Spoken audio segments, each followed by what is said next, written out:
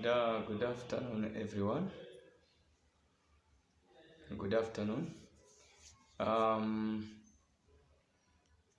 I promise that I'll come live again sometime next week, but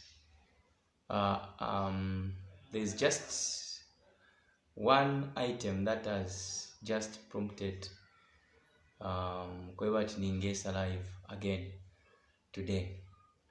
And first and foremost, I would love to thank the United Party for National Development and congratulate them. Hello, nama opposition leaders Bambi. Abasangirwe ku meeting yesterday where bachitire yes ichintu icho baambire 3 years ago. Tell me where you are watching me from. I'm coming live from Luansha. This is Masini Nomoton coming to you live from Luansha, Copperbelt. There are a few things that I want us to discuss this afternoon again today. Let's share the video. Let's invite friends. It's just something that I want us to discuss. Okay? Tatuapose nshita, tatuakokolesa lero twalaba fye mukashita akalinga. Let's invite other people so that tubecha pamu muri live broadcast yo twakwata this time. Thank you so much kuri bonsa abayisa. The number one thing that I want us to discuss is that yesterday my opposition baishtre for fail if you batendeke kunuma twale umfokwe bati opposition alliance. So yesterday neli onomba baishire kwata nomba okukwata ukwendera muri motoka imo ndetotera kuri ba opposition alliance Bambi abali already mu alliance abasangirwe kuri ukukulanshanya yesterday nokutungirira nokusonta bayichirema okweba ati ebalaba ni ba president ba alliance ero bakwata okubapera ensambu ishakweba ati bayichirema kuti basonta uwo benga tungurura nankwe as a running mate, because bonsa abantu abo yonsa ya alliances, yonsa ya political parties, I mean, they have got each of them has a structure.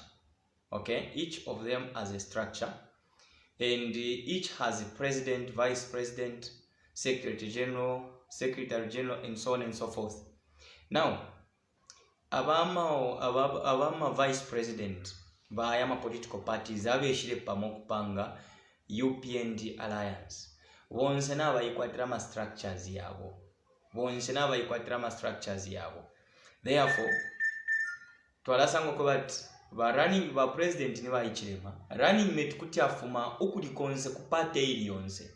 Okay, nomba twayishire kwato kumfo kwe bat alliance by NDC bara ndio kweba tifwe we are part and parcel of the alliance, but tukaikwatira candidate wesu for 2021 August.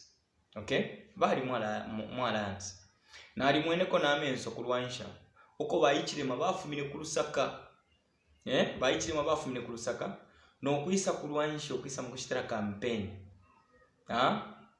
aba nabo ba NDC abali ba leader ni ba leader abali bachimba kambwiri. Okay, uko Joseph Chishara apitire as member of parliament when babere babatamfishe mu party ya PF. Nomba ya arrangement iliyo ya Isa bachimba kambwiri has been the first person okufuma nokulando kwati fwe party yabo NDC yafuma nokulando kwati fwe twala ikwatira president wesu tukayistira fire in candidate wesu. Ero pa social media babiri ashya kwebati ba spokesperson ba party bamayo bamo ba spokesperson ba party balando kwa chawama pono okuwe chawama po okuchita partner na PF okuchira ifo okuchita partner na UPND wao ni shikunu makulya konse baleyishira pamo balendera pamo paka baba afwana okuchita campaign iliyo bachimba kambwiri baba longere mujere Ichilema was on the forefront no making sure that bali batandalira. He was a friend more difficult circumstances. Okay, he was a friend more difficult circumstances ayo bachimba kambwiri bapitiremo ilero na kumfuika amashwachi ba I am very very sad. This is why naishira live again shachiringo kuisa live, so invite your friends chiteni invite abantu bese twise tulandire chapa mwaya mashuyi. Okay, I was not supposed to be live today. I was supposed to come live next week. Number Judah Iscariot tabwawama. Judah Iscariot tabwawama.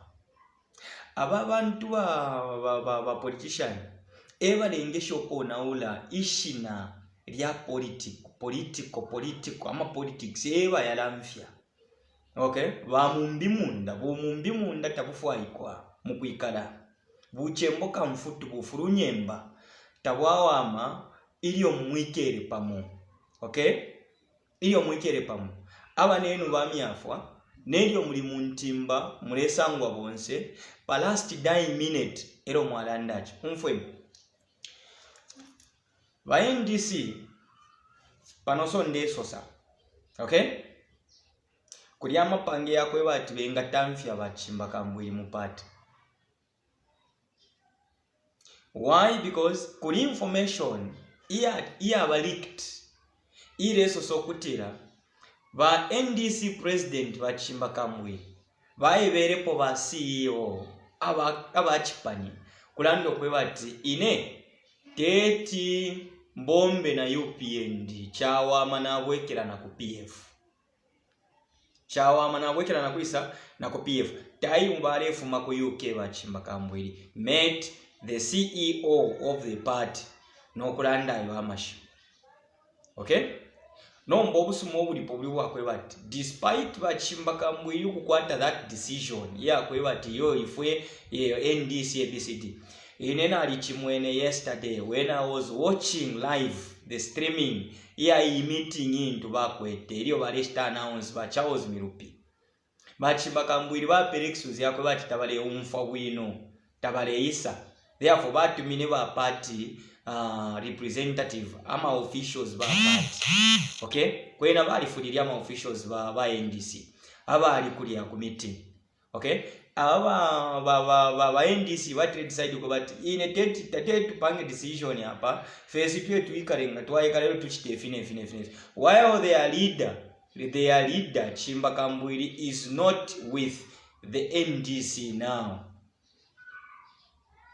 Chimba Kambwiri is in the way to go back to the PF. Okay, so if it atwale society ngachakweba ati umuliro ule yakata kubo muri uchi ushichifuka fyo kwabura umuliro pafuire pabo umuliro panchi ule yaka kwali news ya very circulated ukweba ati Chimba Kambwiri is on the way ukugwekera ku PF ero aka na parwangara kati echeno kulando ko bati teti mbwekere kuli bali abantu teti mbwekere ko kuli bali abantu batire ero so chansoni iliyo twala mwalambo kumfwa mwebekala chalo kwa Chimba Kambwiri na bamutamvya mupati because is a Judas Iscariot. Chimba Kambwiri very soon will be chased from the party because is a Judas Iscariot. Now shiriensere batu kilwe ba Chimba Kambwiri ilieni ponto baponterwe ba Chimba Kambwiri abakashiba ba Chimba Kambwiri babafuulire mu public bali baposa mu motoka ngotu saka twamarasha bali baposa mu motoka ngotu saka twamarasha abakashiba lele mu sales umwana lele mu mafi mu sales Honestly speaking, we muntu we ule tontonkanya bwino kuti warando kuba kiyo chimbwekere ku PF. What is in the PF? Ero nomba bashomu kuni uo bali na we na 3 years baleta discuss palwa alliance. Bachimba kambwili bashomu kuni uo bali na wena uo baleta discuss ayamali ashia alliance 3 years back. 3 years back. Kwena ninshi we muntu le tontonka nyafye bwino. That's why mwebena Zambia Chimbakambwili should go back to the PF. Ero baka batumiwa Chimbakambwili nokuisa mkushitira campaign whatsoever is going to be in the PF. Ero mwebena Zambia mukese isula amatu inokuambo kumfwa kukuli ba politician ba msangoi. Then there must be a very bad spirit that is in the minds of the Zambian people. Then kufire kwa bomulwani satana ni nshale bombesha sana pabena Zambia. Because you can't be fooled always. Zambians should not be fooled always by these politicians. Ninshi bala tushitira fu. Kambwili ale ndali osipali wa Edgar Lungu kwati ni ba pompwe ba munjira za. Ba PF ba pupu ni bakabolala. Lelo bakane wagoni isenderi abena Zambia okubatwala ku kyalo kya Bulayo. Bakambwili bachite dampu ibumba lyabo lyonse. Abasambi bonse abale bakonka bonse kwendisi baba mone kwati mwe basambi mweta mwakwata amano bonse mwe bale nkonka Chimbakambwili. You don't have brains. Na bwekera ku PF.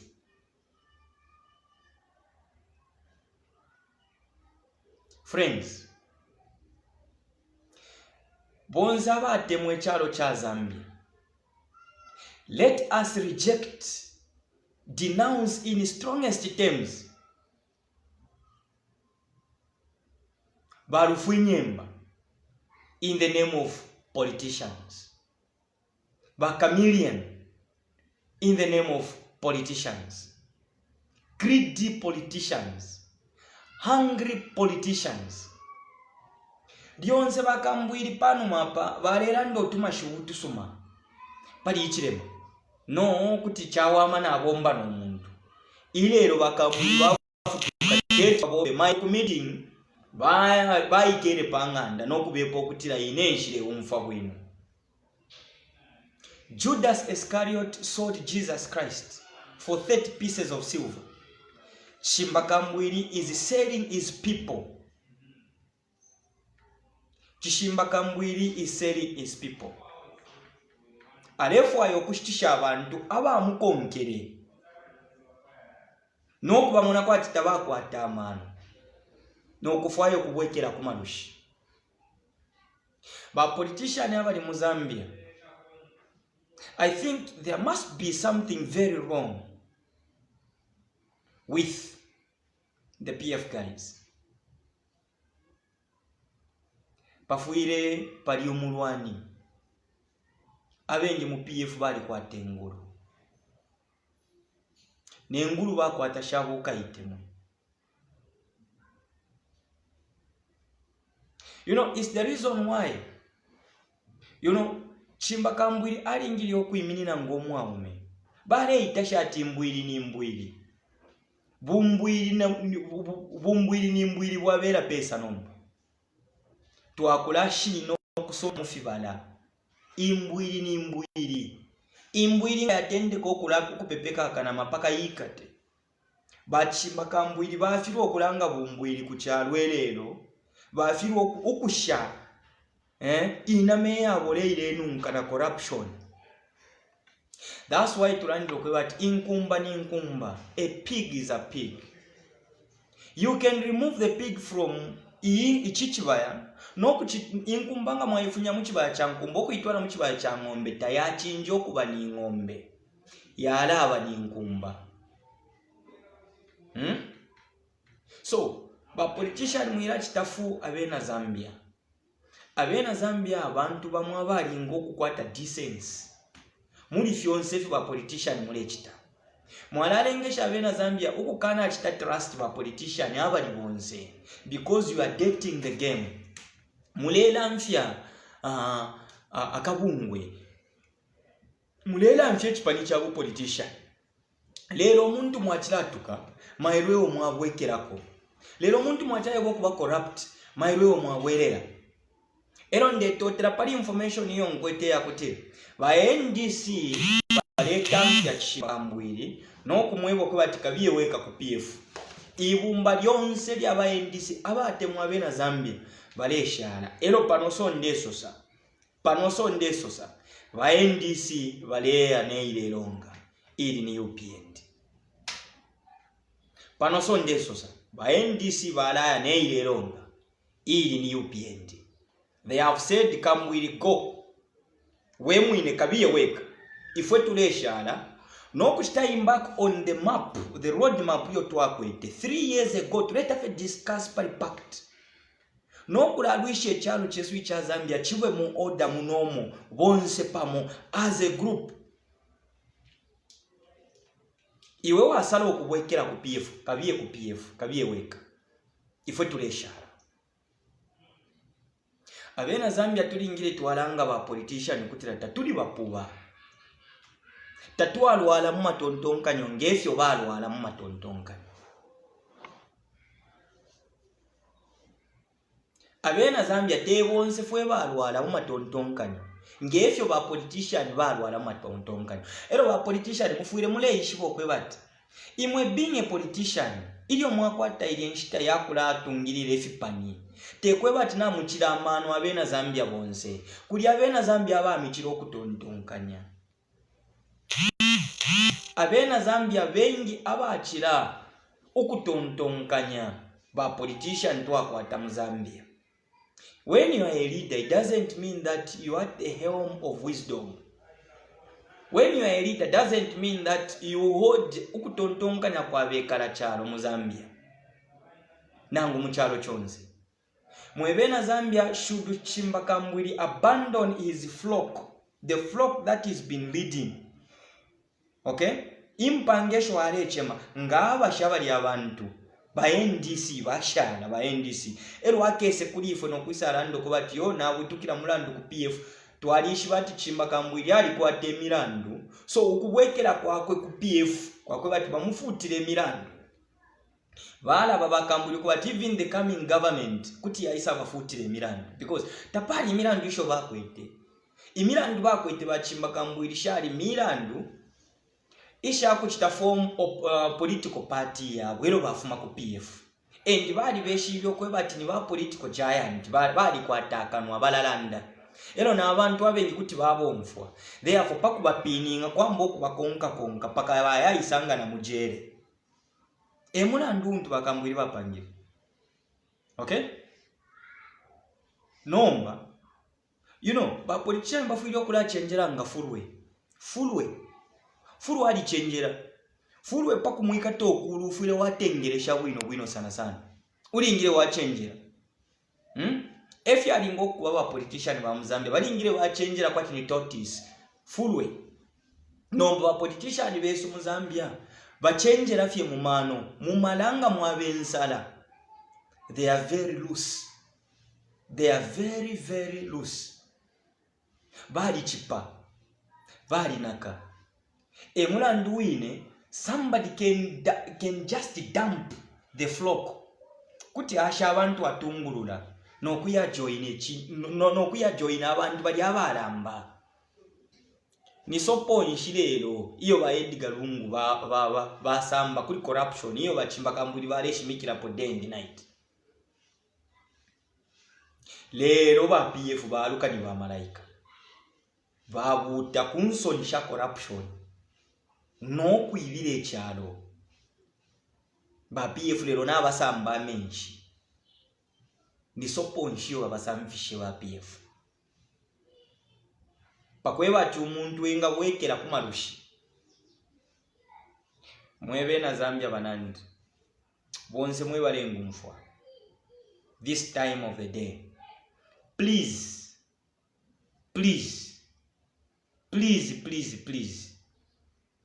let's make sure that we use our brains well. Aba politician, that's why itulandira ba politician bakula tusha mu buchushi lyonse day in and day out. Ili obamuno kwati tufyuma beno to bakwete twaserenkana kubwekera kumalushi. Zambia ilefu ayo kuya pantanji. Balambo kulafu mumu bambe nokula leta Maria shiyambi aya shatala bako pakwe batu muntu umo because there is no way.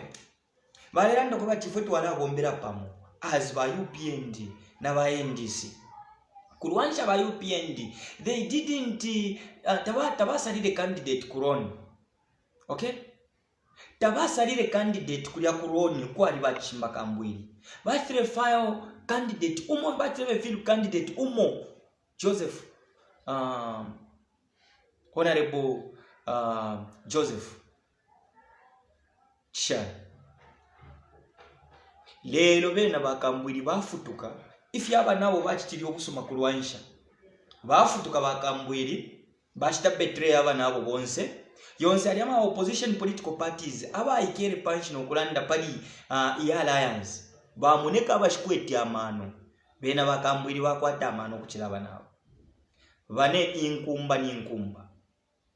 Let's not allow these politicians okutubonfya fwe mazambia zikwata twakwata amano tube mitanto isha kuninapo kubusumo bwabo ilwe chalo cha shana chile chula ifwe pamabya pamyesu pabe pakunina okuyoko balefu ayo kuya. Maybe yasini ukweko bati ba PF after Edgar Lungu takwata bakakwata president so therefore kuwekera ku PF so that bakese bani ba president kuntanji. Lesa ni mali otola. And should Chimba Kambwili do this, what is thinking is right according to him, believe me you, it is the end of the political career ya Chimba Kambwili. No one will trust Chimba Kambwili in this country. Only a fool will trust him.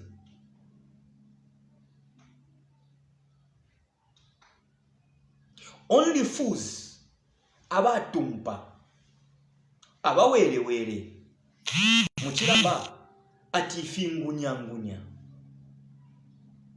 Only fools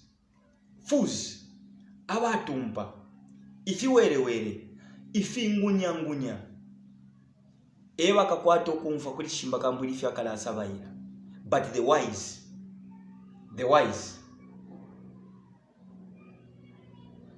bakakana ukulanda kwa bakambwili. I'm just appealing to him, and whosoever is connected to him, make sure that you send this video to him right now. He shouldn't be a Judas Iscariot of the NDC members. Chimba Kambwili should not sacrifice the lives of the people in NDC. Aba muperi omuchinji no kumusenda ngentungulushi yabo elwesa abaleke pambali no kubadampinga no kuyachita save interest ya kafumo kakwe no kuyachita ya save interest ya ma contract no kuyachita interest ya kumufunia mu Milan. It is better somebody is jailed for the truth and for standing firm baku kakapaku imini nechinka. That's why Bible yalando kwe bati leka answer yobe ama answer oyo muntu afujo kukwata utina lesa yafire yabafe yabili. No or yes. When you mean yes, mean it. When you mean no, mean it. Ba Chimba Kambwili bantu bali pareko dukula yeba mumbipiri kwe bati wenka shiyandula pepa twaba mukatolika monse umo twasumina pamutende neshite mwiko nechumfwano bale chitakanso munabo ba Chimba Kambwili nombalini ni nombalini ba Chimba Kambwili bale batale alejo kwe bati bale wekira ku PF bae bele chalo kwe bati am not a fool nshiri chipuba icha kwe bati kuti na wekira ku marushi kuti na wekira ku PF so nomba twala nanga tabali chipuwa twala mono buwere bwa muntu epo twala shiningisho kwe bati kanshi ba politician ba Mozambique abengi bawere because they don't mean what they say. They don't mean what they say. They've got no principles. Is when I'm going to prove that most Zambian politicians, they don't think. Why I say so? One would promise the people, this is what I'm going to do. Tomorrow you do things on the opposite. Lero kuchayiwa abantu ko bati nkachite ekimayiro mayiro afutuka achita chimbi. They are unpredictable. Ubu buwere. Only fools, I repeat, only fools who ever listen to Chimbakambwe. Fools who listen to Chimbakambwe. But the wise, baka monamu bu shetani, baka monamu bu Judah Iscariot. There is no way you can betray your friends. Mwari now know with almost 3 years. 3 years mule umfuana, 3 years mule umfuana. Then you come and ditch your friends at the last hour. Very bad.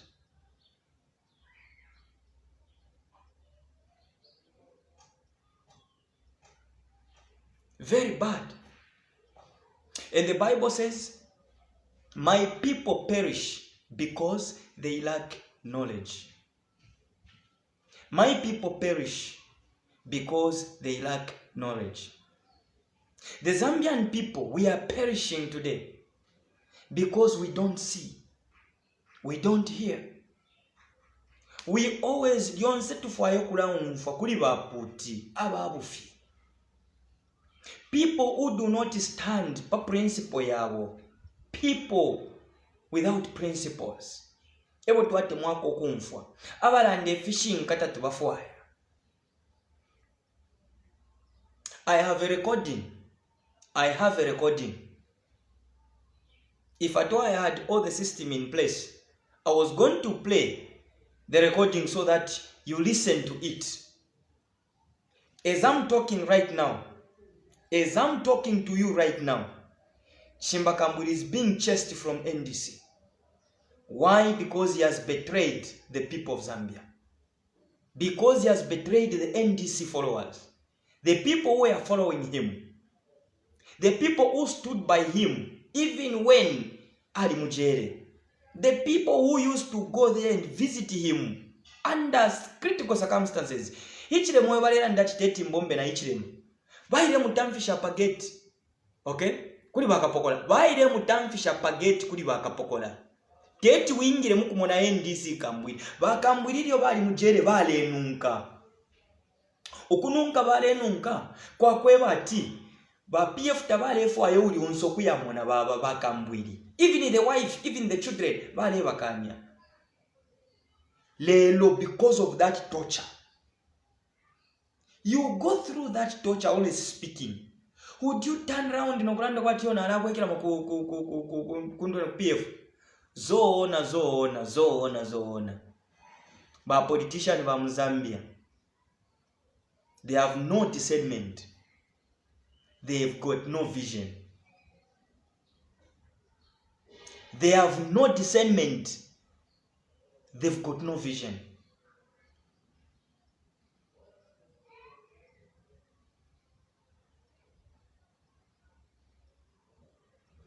Urube mbunga rwafula mumweo wa muntu. Bula mulenge shokubo muwele. Umuntu nga tale tontonkanya bwino. Alalengo kumoneko wapena. Ero muntu nga aba desperate. Ala moneko kubo wapena. The alliance means very well for the people of Zambia. Then it means if you have yourself bamdala bale sosa. Iyo ine ndomfwa mule umfwa ko lusiye kumona bena Zambia bale chula. Bale baba PF. iyanshita ba PF tabakwete oluso la mona bena Zambia balechula but lero so ba PF bamuneko kumuneka abaluse kuba Zambia na balechula. Therefore one would do even abandon his children leaving his own home. Baaliranze pofumo pali ba Mwenya Musenge no kulando kwati Mwenya Musenge kali afuma kwa NDC kali aya ku PF ine I am not cheap to be bought. Emma Shiuya kwa Dr. Kambwili ine I am not cheap to be bought by the PF. I cannot go back to the stinking party of the PF. PF inunga corruption. Apo bapita ba PF banunga corruption. Lero ba PF na basamba na sopo. Yakwe bati bakambwili nomba kuti bayayi kumika ku PF. Nde ipusha ko mwe bantu mwe chalo. Ni sopo nshiyo ba PF basambire ya corruption.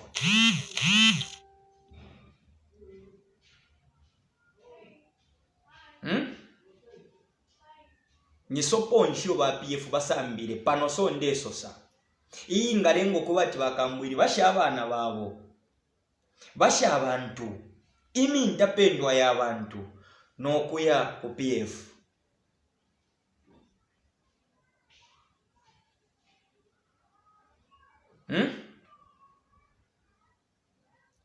So bakambwili bateri akali bakakwe bati because bali ishibyo kwe bati president afuili afuma kupate ikwete abantu abengi. UPN na ikwata abantu abengi kuchira NDC. And that is the truth. UPN na ikwata abantu abengi okuchira NDC. Na nguli muntu onokane yama election yafumileko. UPN came second. Okufunya hapo fili allegation twakwete iyo twayishibyo kuba tibali mu ibiraka inde ekira because na kukoti bali ile ABCD. But he came second. Afumine second. NDC yafumine number shan. So automatically president kuti afumana kulya kwini. Apache ninsa mbufe ya okumfwana bane natupanga party our aim kufunyapo PF yateka abantu kumunga wefwafwa abantu tabakweta machito bread ni 15 kwacha fuel 18 point shan masivo 70 lero so ndeso sa abachitire receive indala mabano bambita badatashira moneka no kumuneka tinashingira. Lero empia bale pera abantu impia ba PF bale bulo kupera abantu kulwansha abantu bale pokeni ndalama nawo bale bepo kwe bati yo nini cooperative twala forming bale bula ama NRC zukula pera abantu ama voters cards mwebena Zambia umuntu ngaisa panga ndapamyeni nalete ndalama iyo mpereni voters card takwete voters card te NRC kumpera NRC voters card yenu yakuingishisha ko ba MP yakuingisha ko ba president nchito pa 12 August. Never should you allow a person ukumipoka voters card. That is your document na NRC teti mupere tuive mitanto tuiva imitanto. Okay? Ni kwa tama recordings ayendi. What I'm telling you now is what is happening. What I'm telling you now is what is happening. Let's make sure mwebantu nami papata. Let's make sure I'm not campaigning for Ishirema. But I'm just disappointed in the manner Kambwili is handing the whole thing kwa NDC. I am very, very disappointed. Very, very disappointed. When I received all those phone calls,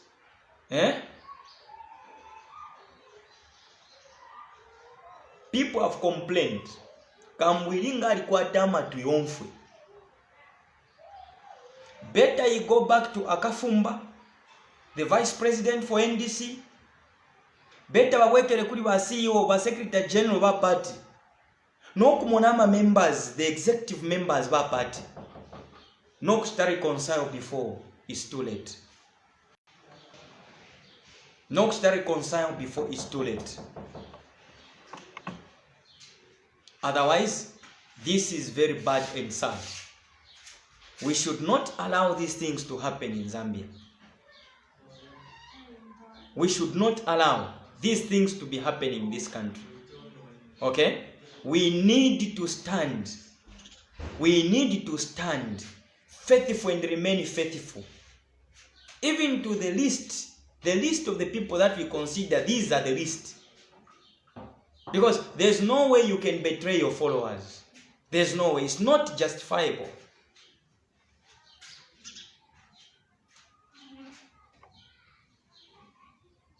This is a mystical. What the NDC leader is about to do is a mystical. It's a mystical. He should not do that. He should not do this to the people of Zambia. Politicians, learn to show some decency in the manner you conduct yourselves. Learn to show respect to the people you are presiding over. Learn to respect your followers. Learn to respect your followers.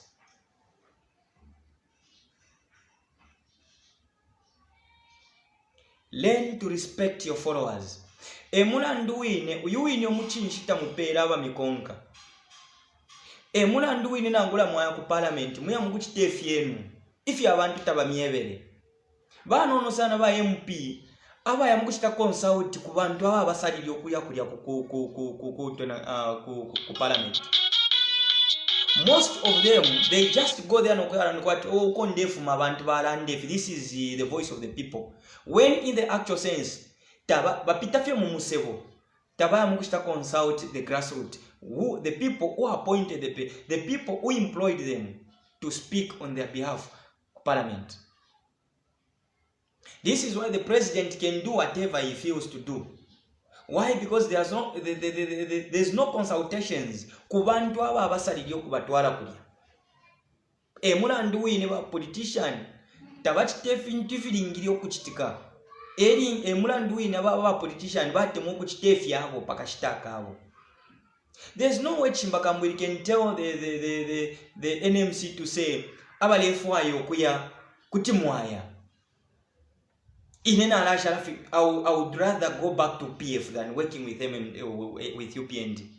No mbechi wemepo chiricha kutira ba NMC ba NDC na basala okuya na UPND leronga. Echa wamapo. Elo bonse ba NMC ama members ba National Executive Committee ya NDC, make sure that you deliver a credible message to the people of Zambia to denounce the behavior of Chimbakambwili, your former leader.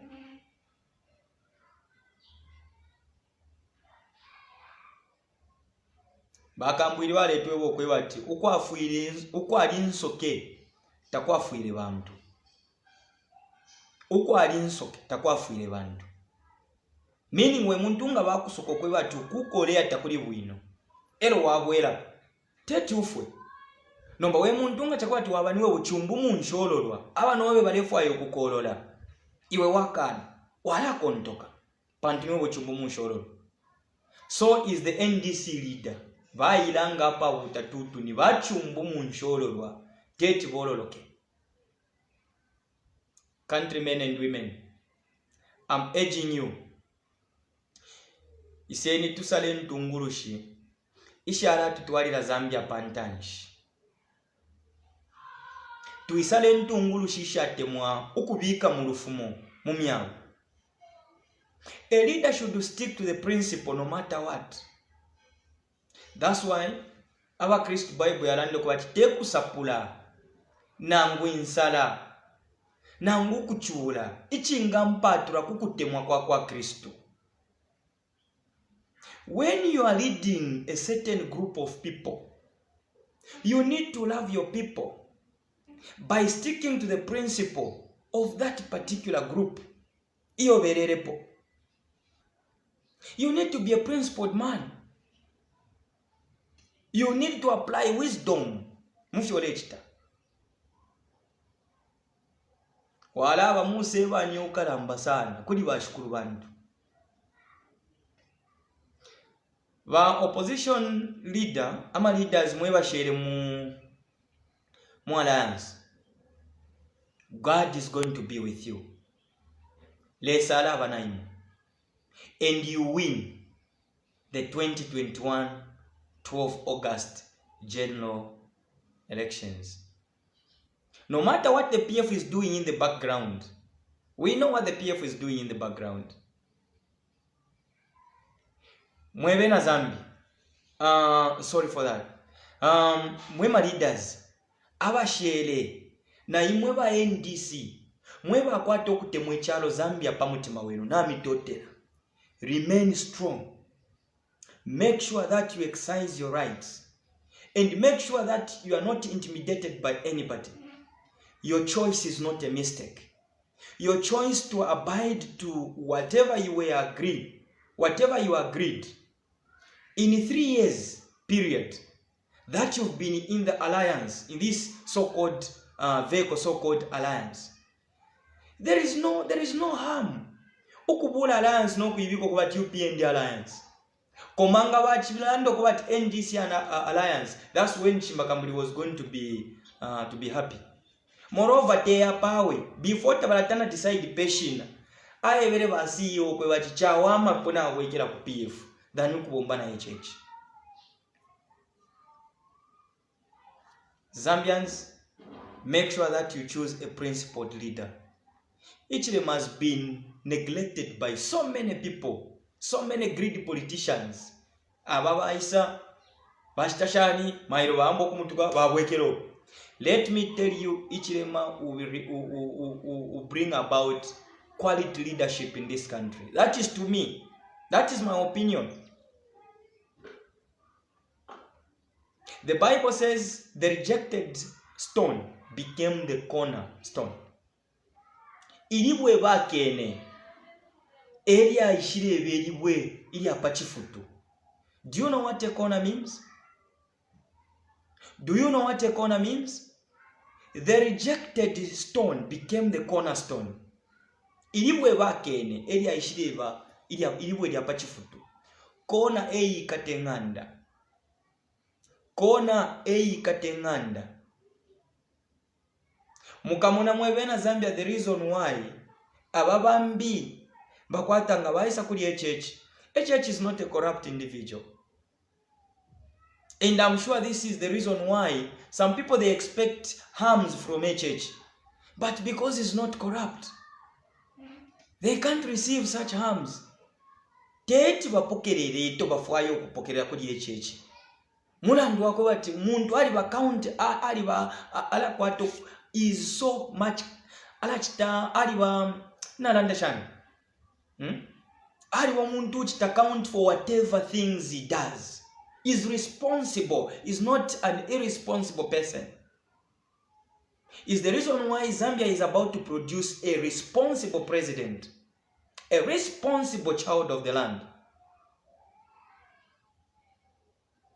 Believe me you, there is a reason why corrupt people are leaving UPND. UPND is being sieved. UPND is being sieved. But they is sieving a UPND repita palunyungo. God is sieving the party. Only the wise will understand what I mean, what I'm saying. God is sieving the UPND. Bible irandat. Ili abana ba Israel balefwayo kwabo kuya mu promised land. Lesa abapishishe mu matololo. Jane yaendelea abana ba Israel. Yali ingiri okwenda fyama deza ya nono sana. Lesa pakweba ati alopolo lya abana ba Israel banji tatu bibashale mu matololo bafuire mu mpanga. Lesa ale efesho obulendo ubwa kwabuka fyakamana via on the other side bali mu promised land baenda ku 40 years to sieve Israel. Abakote bashere mu matololo fitumbi balishika. Israel yairefika n'abantu abanyu abaana abanono abafyebwe muri 40 years. Not bali abengi abafumire ku Egypt. UPND tayaksendi obuteeko n'abantu abengi abalimu abakale. Abengi bali butukana okuyajoyina efironganiro fimbi. So that UPND can go into government with credible people.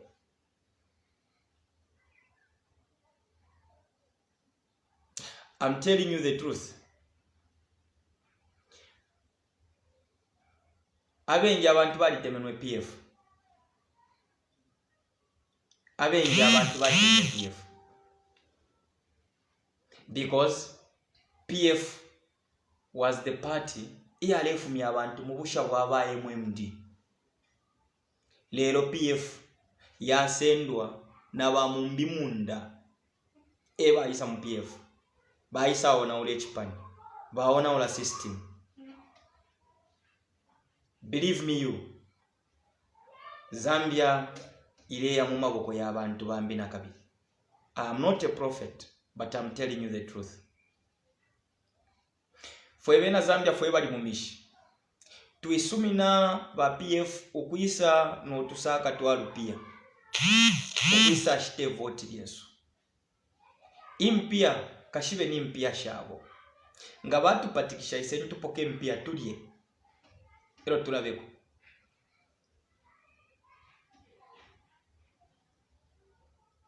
Na totela sana. Aba amatwi wonfu. Lesa mpare. Any question? Any question? Abakwete kwe lip show.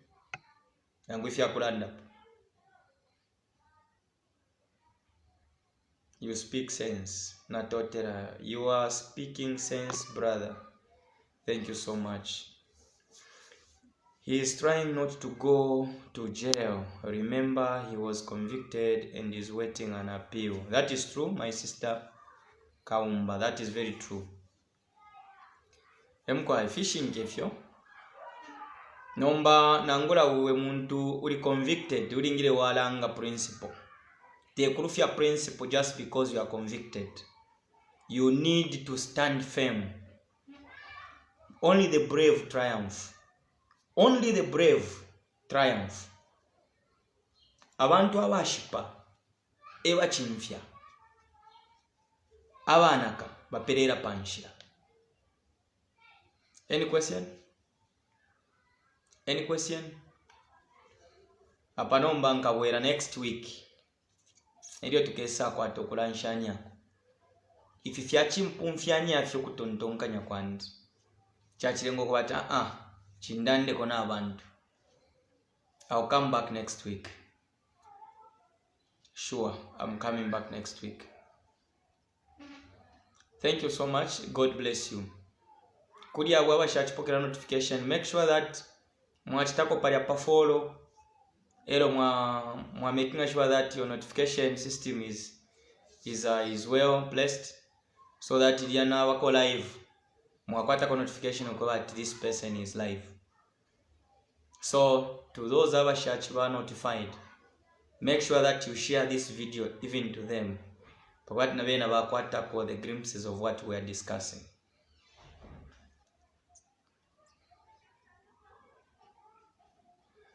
Is it possible to join HH? Shumfu yomo mwalo shava Brian. Very good job. Go ahead. Thank you so much. No question I have for you. I heard you correctly. Thank you. Now mfuata taningu mfana toteram. How can an alliance be called a single party? Okay, waipshoke bati nishi alliance ingetirwa single party. Tabarandi okwe bati ni single party. Barandi okwe bati UPND alliance. Filiafine tuwale itokwe bati ama party yengi ayalipo. yengi amapati ayalipo muli ba ADD ni bana wakwete nchifo kulanda palifyo kuli amapati yengi ba Charles Milupi is it I don't know whether it Ford Banda na bami there are many political parties in that pact, in that alliance. Now how can they join all these names bambi okula intentionally muli? That's why to them, if you actually agree, kumono kwe bati okay, twala senda party mwero tuingisha at alliance kulast. UPND iwe ni first name, alliance iwe ni surname. It's not wrong. It's not wrong. It's not wrong to name it UPND Alliance. Komanga chakwati at United Party for National Development UPND chapwira na pope. Elio tuingashita complain. Nombalandi at UPND Alliance. Meaning, babura professional limo. Elio nomba ba ingira mobonzi. Ero echawama chakwe kwati na ba NDC bakambwiri fye barafu makwe NDC. Ba NDC bonse balashala ku NDC. Abara tungurwa n'enkonka ni abakambwiri akafumba epwali ala twalire ekipani n'okuyakifisha ku promised land. At I can't believe CK can betray the people of Zambia in this manner. Kambwiri efyo achitire fyabupuba. He better think twice and get sound advice from sensible people, not that thunderhead from Shatale, whatever. Okay? People are still coming. Please, you can contribute. I'll read and then the audience will be listening. Yes? Any other contribution or any other comment? Okay, God bless you. Let's make sure that we protect ourselves to afford our masking at Reya Muchintu Wingi, so that we can vote our kumanina. Thank you so much. God bless you.